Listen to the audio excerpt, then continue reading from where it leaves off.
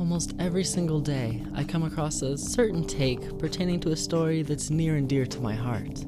One that, the more times I hear or see it, the more it bothers me. The take is that Hunter x Hunter's writing has one giant, unbearable flaw. Its abysmal pacing, especially during the Chimera Ant arc. Now, is the goal of this video to prove the haters wrong and die on the hill of Hunter x Hunter is a flawless masterpiece? No, it is not. Instead, I want to examine the implications of the wording of that criticism and point out how it represents a much larger problem I see in the way society views art. Some might say, Evan, you're being pedantic. You're focusing too much on insignificant wording. It's not that deep. And to those people, I say, well, maybe I enjoy being pedantic and examining the implications of specific word choices. Usually it's in my own head, but now what's in my head is going into this script, which is what created your whole strawman argument in the first place, so really your point was invalid from the get-go, so take that! Where was I? Oh right, the issue I take with the wording behind Hunter x Hunter's most common criticism. But before I examine the criticism at hand, there are a few things we need to go over.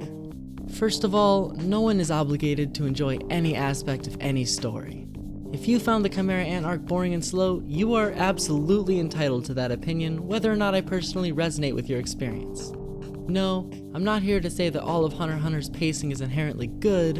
I'm here to point out that it's not inherently bad either. To explain what I mean, we need to figure out exactly what counts as a flaw in a narrative, and to do that, we have to figure out what the point of art even is. So, what is the point of art? I'd provide a concise and accurate answer if I could, but the reality is, no one really knows.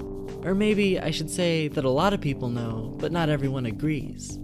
Generally, most consider art's purpose to lie somewhere between expression and interpretation. That it exists both for the sake of the artist and for those experiencing said art. Some might believe the artistic process holds the most weight, that what matters most is the catharsis that comes with taking the squiggly lines in one's own head and using them to create something new for others to experience.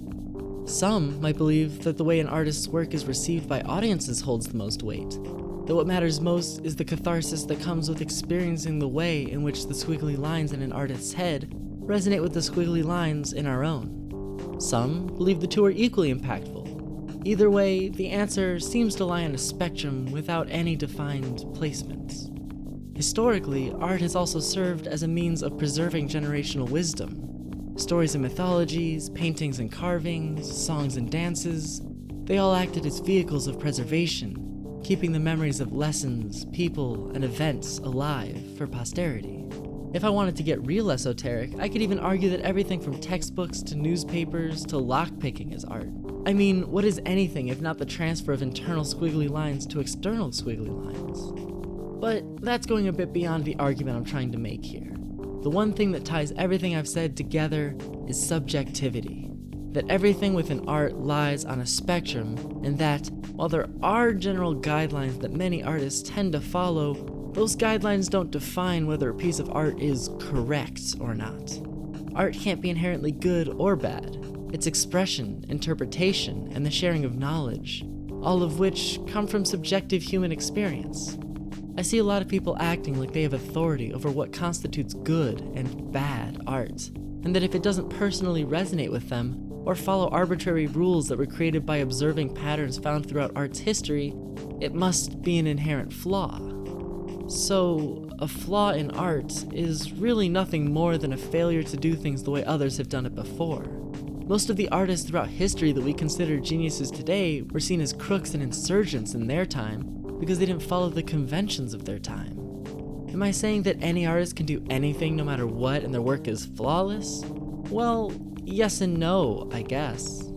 There are plenty of stories with a bunch of choices that I personally despise. Maybe an author kills character after character to the point where none of their deaths feel meaningful.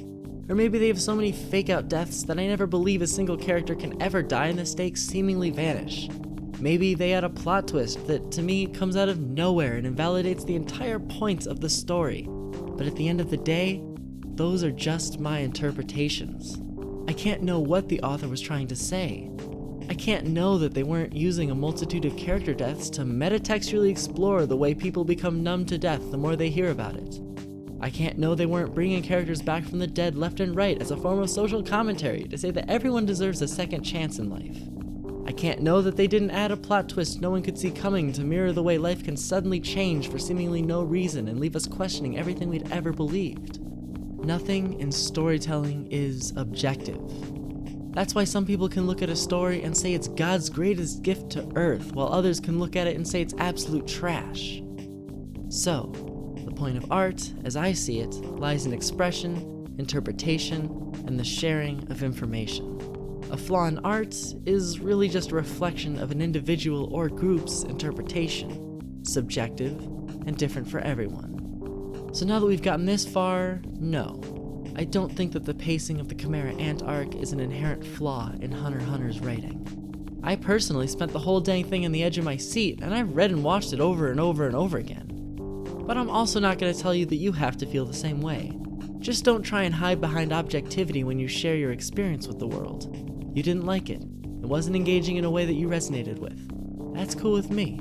If anything, now we can have a discussion about what did or did not work for us, maybe even come to a mutual understanding. But if you hide behind arbitrary rules and say you're inherently correct, that just kind of kills any possible growth for either of us. So let's talk. This has been Evan. Thank you for watching. Hey, so you may have noticed that my channel's been going through a few changes relatively frequently these days. I went to What Ifs, and then I kind of just stopped posting for a while, and now I post this very opinionated video. So, yeah, basically, I'm just gonna be kind of doing what I want on this channel. It's not really gonna be one thing. I might do a few more What Ifs, I might do more standard analysis, I might do more opinionated pieces like this. I'm not really sure, and there's not going to be as much of a schedule. It's just going to kind of come out when it comes out. I'm going to be relatively consistent about it, I hope. We'll see what happens. So I hope you stick around for the ride and see what's going on in this head of mine, if you're interested in that. Also, I would like to give just a giant, huge thank you to my patrons for sticking with me through all this craziness. And a special congratulations to Omar Tlatelpa for passing the Secret Hunter exam. You guys are just awesome, you're really helping support me, and I know that I haven't been being super consistent these days, but I'm going to try and keep making stuff that you'll enjoy.